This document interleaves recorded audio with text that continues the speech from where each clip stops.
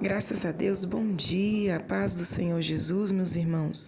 Sejam todos muito bem-vindos ao meu canal. Eu sou Daiana Nascimento e é sempre uma alegria podermos estar aqui juntos para assim buscarmos a face do nosso Deus. Que Deus em Cristo abençoe sempre a sua vida e de toda a sua família. Nós estamos aqui nesse nosso devocional sempre pelas manhãs. Hoje é quinta-feira, dia 2 de outubro de 2025, e eu falo diretamente de Brasília, Distrito Federal.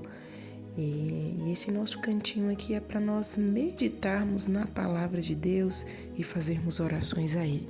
Fique à vontade para deixar seu pedido de oração nos comentários. Fique à vontade para nos dizer de onde você nos acompanha, né? Deixe-nos saber onde essa oração tem chegado. Eu sei que irmãos de São Paulo, do Pará, da Bahia, né, estão sempre aqui comentando. Que Deus abençoe a vida desses meus amados e queridos irmãos. Deixe sua saudação também, tá bom? Que Deus abençoe a vida de cada um dos irmãos. Muito obrigada por nos permitir estarmos juntos para assim fortalecermos a nossa vida em fé na presença do nosso Pai, na presença do nosso Deus. Se você ainda não for inscrito, se inscreva e não esqueça a todos aí de deixar o seu like, o seu joinha, pois ele vai fazer com que mais pessoas encontrem este conteúdo. E fique à vontade para compartilhar. Vamos lá. Vamos prosseguir na nossa leitura de Mateus e hoje nós vamos estar lendo o capítulo 21 do Evangelho segundo escreveu Mateus. Se estiver ao seu alcance, pegue a sua Bíblia e vamos ler juntos. Se não, preste atenção e deixe a palavra de Deus falar ao teu coração. Em nome de Jesus, que todo mal, que todo tampão, no ouvido, que às vezes o inimigo ele vem, tampa os ouvidos da pessoa, e por mais que a pessoa esteja ali escutando, ela não ouve, não entende a palavra. Mas em nome de Jesus, que todo mal sobre as mentes e corações caiam por terra, que todos os tampões nos ouvidos espirituais caiam por terra e que todos possam ouvir a palavra, entendê-la, e deixar o Espírito Santo mover aonde for necessário sobre cada mente, sobre cada coração. Vamos lá, Mateus 21, que inicia assim, Jesus é aclamado pelas multidões. E quando Jesus e os discípulos se aproximavam de Jerusalém e estavam perto da cidade de Betefagé, no Monte das Oliveiras, Jesus enviou 2 deles na frente até a vila. Logo ao entrar, disse ele: vocês verão uma jumenta amarrada ali com um jumentinho ao seu lado. Desamarrem-nos e tragam-nos para cá. E se alguém perguntar o que estão fazendo, digam apenas: o mestre precisa deles, e não haverá dificuldade. Isto foi feito para cumprir a antiga profecia. Digam à cidade de Sião: vejam todos, o seu rei está chegando, humilde e vem montado em um jumento, em um jumentinho, filho de jumenta. Os 2 discípulos fizeram como Jesus disse. Trouxeram a jumenta e o jumentinho e puseram suas roupas sobre os animais para que Jesus montasse. Uma grande multidão estendeu seus mantos ao longo da entrada à frente dele, e outros cortavam ramos das árvores e espalhavam no chão. Então o povo ia adiante dele, e os que o seguiam gritavam: Hosana ao filho de Davi, louvem aquele que vem em nome do Senhor, hosana nas alturas. Toda a cidade de Jerusalém ficou agitada quando ele entrou. Quem é este? Perguntavam, e o povo respondia: é Jesus, o profeta de Nazaré da Galileia. O templo é casa de oração. Então Jesus entrou no templo, expulsou os negociantes, derrubou as barracas, as mesas dos cambistas e as cadeiras dos que vendiam pombas. As Escrituras dizem: a minha casa será chamada casa de oração, declarou ele, mas vocês a transformaram em um covil de ladrões. Enquanto isso, os cegos e aleijados vinham a ele e eram curados ali no templo. Mas quando os principais sacerdotes e mestres da lei viram os maravilhosos milagres que Jesus fazia e ouviram até as crianças gritando no templo, hosana ao filho de Davi, ficaram perturbados e revoltados e perguntaram a ele: está ouvindo o que essas crianças estão dizendo? Sim, respondeu Jesus. Vocês nunca leram? Os lábios das crianças e até dos recém-nascidos o louvarão? Então ele voltou para Betânia, onde passou a noite. A figueira que não deu fruto. De manhã, quando Jesus estava voltando para Jerusalém, sentiu fome e viu uma figueira ao lado da estrada. Foi até lá para ver se havia algum figo, mas só havia folhas. Então disse à figueira: não dê frutos nunca mais. E logo a figueira secou. Os discípulos ficaram muito admirados e perguntaram: como é que a figueira secou tão depressa? Então Jesus disse: eu afirmo a vocês que se tiverem fé e não duvidarem, poderão fazer coisas iguais a essa e muito mais. Vocês poderão até dizer a este monte: levante-se e atire-se no mar, e assim será feito. Se crerem, receberão tudo o que pedirem em oração. Líderes religiosos duvidam de Jesus. Jesus voltou ao templo e, enquanto ensinava, os principais sacerdotes e outros líderes dos judeus vieram a ele e perguntaram: com que autoridade você está fazendo essas coisas? Quem lhe deu tal autoridade? Eu lhes direi se vocês primeiro responderem a pergunta que farei a vocês. Respondeu Jesus: quem deu autoridade para João Batista batizar? Foi Deus ou foram os homens? Então eles conversaram entre si. Se dissermos foi Deus, então ele perguntará por que nós não cremos no que João dizia. E se negarmos que Deus enviou João Batista, seremos atacados porque essa multidão toda pensa que João era um profeta. Finalmente eles responderam a Jesus: não sabemos. E Jesus lhes disse: então eu também não responderei com que autoridade estou fazendo estas coisas. A parábola do pai e dos filhos. Mas o que acham vocês disto? Um homem que tinha 2 filhos disse ao mais velho: filho, sai e vá trabalhar na plantação hoje. Não vou, respondeu ele, porém mais tarde resolveu ir. Depois o pai disse ao mais novo: vá você. E ele disse: sim, senhor, eu vou, mas não foi. Qual dos 2 estavam obedecendo ao pai? Eles responderam: o primeiro. Então Jesus explicou-lhes: digo a verdade a vocês, os cobradores de impostos e as prostitutas, arrependidos, entrarão no reino de Deus antes de vocês. Porque João Batista pregou para que se arrependessem e se voltassem para Deus, e vocês não creram nele, ao passo que os cobradores de impostos e as prostitutas creram. E mesmo quando vocês viram tudo acontecendo, recusaram-se a se arrepender e crer nele. A parábola dos vinicultores maus. Agora ouçam outra parábola. Certo proprietário fez uma plantação de uvas com uma cerca ao redor. Construiu um tanque para prensar as uvas e uma plataforma para o vigia. Então arrendou a plantação a alguns lavradores, querendo receber em troca uma parte da colheita, e foi fazer uma viagem.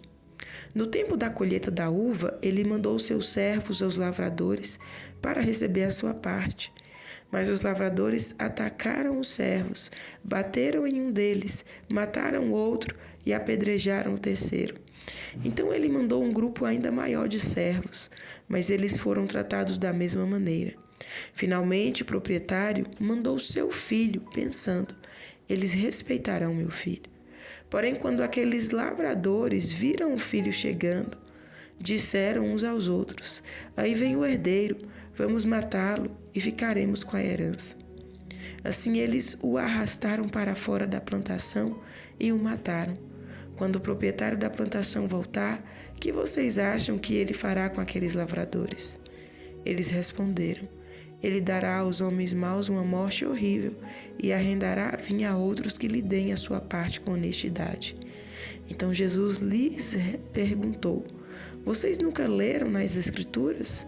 A pedra rejeitada pelos construtores tornou-se a pedra mais importante de todas, que é a de esquina.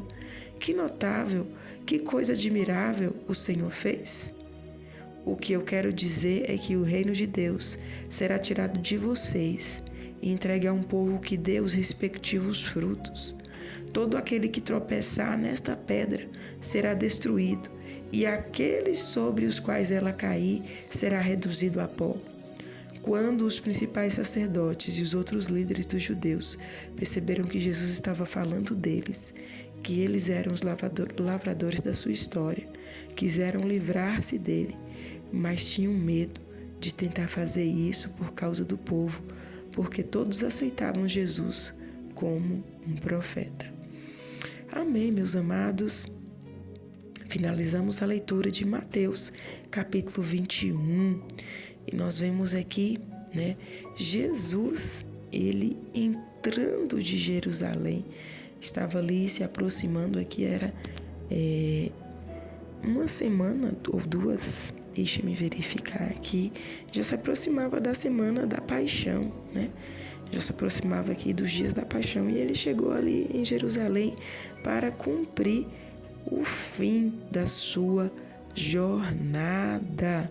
Essa entrada triunfal de Jesus em Jerusalém era o início da última semana antes da crucificação, conhecida aí como a Semana da Paixão. E a cidade ela estava cheia de peregrinos, para a festa da Páscoa.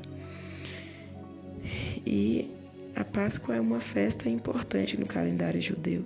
E nós vemos aqui Jesus ele entrando montado em um jumentinho, se cumprindo o que os profetas disseram a respeito dele, se cumprindo o que está escrito no livro dos profetas, Zacarias,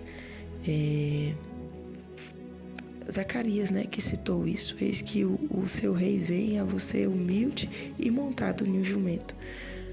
E interessante que não foi um detalhe aleatório, mas uma declaração clara da realeza de Cristo, da realeza messiânica de Cristo. O que nós podemos ver aqui? Que Jesus, como rei, ele vem em contraste com os reis guerreiros aqui da terra que chegavam montados em cavalos. E nós vemos também que isso está mostrando a natureza divina do Messias, e que no seu reino, o seu reino espiritual, ele é um Messias humilde, manso, um Messias bondoso, ao contrário do que se espera, do homem terreno. E eu quero aqui destacar, meus irmãos, que Jesus, quando ele vem, montado ali sobre o jumento, ele está ali deixando bem claro que não veio para satisfazer expectativas políticas ou nacionalistas, mas para estabelecer um reino espiritual e eterno. Enquanto os discípulos, as pessoas estavam ali esperando por um rei que viesse montado sobre um cavalo branco, para os libertar do poder de Roma, do poder terreno, Jesus vem montado em um jumentinho e mostrando que ele não estava ali para satisfazer aqueles desejos terrenos, mas para satisfazer a vontade de Deus, a vontade do Pai eterno. Nós vemos aqui, logo nos versos 12 até o 17, quando Jesus entra ali no templo e expulsa os cambistas, vira as mesas, ele purifica o templo. E aqui deixa bem claro, né? O templo é um lugar feito para que as pessoas venham se reunir a fim de estarem mais perto de Deus, a fim das pessoas estarem ali conectadas com Deus. O templo deveria ser o lugar de encontro entre Deus e o povo, mas havia se tornado palco de exploração. E se admirem que hoje, infelizmente, nós encontramos isso ainda em nosso meio, né? Existem muitos templos por aí que têm se tornado verdadeiros comércios, né? Em vez de estarem para aproximar o povo de Deus, estão mais preocupados no que vão estar granjeando, no que vão estar ali conseguindo. Existem até muitos deles, né, que têm metas iguais às empresas terrenas, metas a serem cumpridas durante o mês, durante o ano. Só que Jesus, ele deixou bem claro, né? A minha casa será chamada casa de oração, citando o que está escrito lá em Isaías 56:7 e também Jeremias 7:11. Mas vocês estão fazendo dela um covil de ladrões. Meus irmãos, estejamos atentos, observemos a palavra. Se o lugar não é um lugar de encontro entre Deus e o povo, se é palco de exploração, não é igreja, não é templo, porque a casa de Deus será chamada casa de oração. Tanto que Jesus ficou indignado, né? Não apenas ali pelo comércio em si, mas porque misturava a exploração e profanava ali o santo templo, né? O propósito santo do templo. É interessante nós observarmos aqui que Jesus ele entrou ali em Jerusalém já disposto, né, a confrontar aqueles religiosos, dispostos a lhes mostrar, né, que eles estavam errados e que ele estava tomando o reino deles e passando para aqueles que verdadeiramente estavam reconhecendo ao Senhor Jesus, que estavam verdadeiramente vivendo a palavra de Deus. E para isso o Senhor, ele vai usar a parábola da figueira que não deu fruto e também a parábola do pai e dos 2 filhos dos lavradores maus, né? Dos vinicultores maus. Nessas parábolas, Jesus está ali deixando bem claro que aqueles religiosos estavam agindo de forma errada e que Deus estava tirando o reino deles e passando para aqueles que eram pecadores, mas que haviam se arrependido, porque eles foram dado a eles também o direito de arrepender, mas eles não quiseram, né? Aquela figueira representava Israel, né, que exibia religiosidade exterior, mas carecia de frutos espirituais genuínos. Tinha muita folha, mas não tinha fruto. E o que Deus espera de nós é frutos, né? Frutos, e estes frutos dignos de arrependimento. E que possamos estar atentos, meus irmãos. Que possamos estar atentos e observar o que a palavra diz e aplicá-la nas nossas vidas, né? Aplicá-la para que o nome do Senhor venha ser glorificado e nós não estejamos vivendo uma vida de faz de conta, uma vida de religiosidade, aonde só tem aparência, mas não tem a essência, o propósito, que é de louvar, de engrandecer, de glorificar ao nome do Senhor. Nós vamos ficando por aqui, que o Espírito Santo fale melhor em cada coração e vamos orar neste momento. Se estiver ao seu alcance, feche os seus olhos, dobre os seus joelhos, se não, apenas eleve os seus pensamentos aos céus. Vamos falar com Deus. Pai querido, Deus maravilhoso, Deus de todo poder e graça, nesta manhã eu quero te louvar, te agradecer por mais essa oportunidade que nos concede, pelo teu grande amor, pelo teu favor, pela tua infinita bondade e misericórdia sobre nós, pelas suas mãos estendidas, pelos seus livramentos, pela tua palavra que é fiel e verdadeira e fala aos nossos corações. Perdoa as nossas falhas, fraquezas e iniquidades, nos ajude e nos ensine a cada dia te servir, a estar diante de ti com um coração disposto, um coração inteiro, um coração que se derrame verdadeiramente na tua presença. Pai Santo, eu te dou graças nesta manhã pelo fôlego de vida.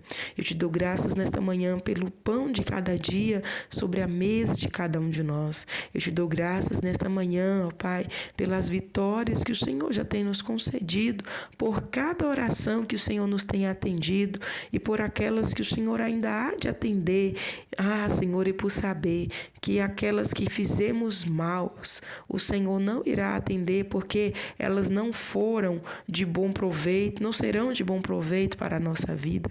Pai Santo, nesta hora eu quero te louvar, pois Tu és Deus, Tu és grandioso, poderoso, Tu és o Deus de toda a terra, Tu és grandioso e soberano, Tu és o amado de nossas almas. Nos ajude a cada momento, a cada dia a te servir e a estar diante de Ti. Nos ensine a orar, nos ensine a clamar, nos ensine a buscar a Tua face. Diante da Tua palavra nesta manhã, Senhor, nós cremos que Jesus é sim o Filho de Deus. Nós cremos que Jesus é o Rei eterno, aquele que morreu na cruz do Calvário para perdoar os nossos pecados.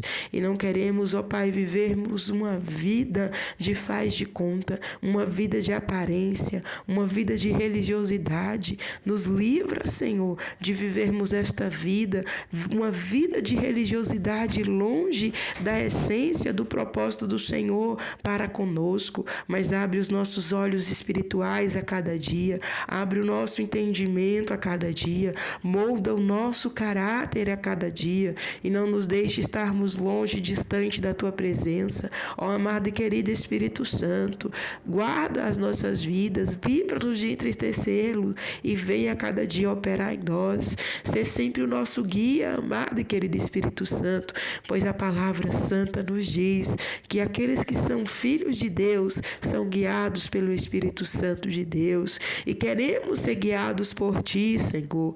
Queremos, aleluia, termos a Sua direção, termos, aleluia, o Seu mover sobre nossas vidas, em nossa mente, em nossos corações. Senhor, opera em nós o Teu querer, a Tua vontade. Toma, Jesus, nesta manhã em Tuas mãos a vida de cada um dos Teus servos, a vida de cada um dos Teus filhos. Contempla cada inscrito neste canal. Vem entrando com salvação, com libertação sobre a vida, sobre a família de cada um dos que estão aqui representados, salvando, libertando, transformando. Meu Deus querido, operando dos Teus milagres. Eu clamo nesta manhã por respostas, meu Deus, que tantos quanto têm buscado em Ti. Que o Senhor venha trazer as respostas, venha curar os enfermos, venha levantar os caídos, venha fortalecer os fracos, dê ânimo a este que está desanimado, Senhor. Venha dar vitória a esta pessoa que está passando por dificuldades, que está passando por momentos difíceis, por momentos de desesperança. Eu clamo pela vitória do Senhor, pelo mover do Teu Espírito Santo, que todo mal seja aniquilado, seja exterminado, seja queimado pelo poder e autoridade que há no Teu nome. Dê a todos nós um dia de paz, um dia de felicidade. Guarda, Pai, a todos, do menor ao maior. Guarda as nossas crianças, jovens, adolescentes. Guarda, Senhor, os homens, as mulheres. Guarda os idosos, onde quer que estejam. Estenda Tuas mãos de poder e seja com cada um. Em nome de Jesus eu oro, te Te louvo e te agradeço, pois sei que és fiel. Em nome de Jesus, em nome de Jesus. Amém e amém. Graças a Deus. Meus irmãos, nós vamos ficando por aqui. Que Deus em Cristo abençoe sua vida e de toda a sua família. Estaremos de volta amanhã, se assim o nosso bom Deus nos permitir. Fiquem todos na santa e gloriosa paz do nosso Senhor Jesus.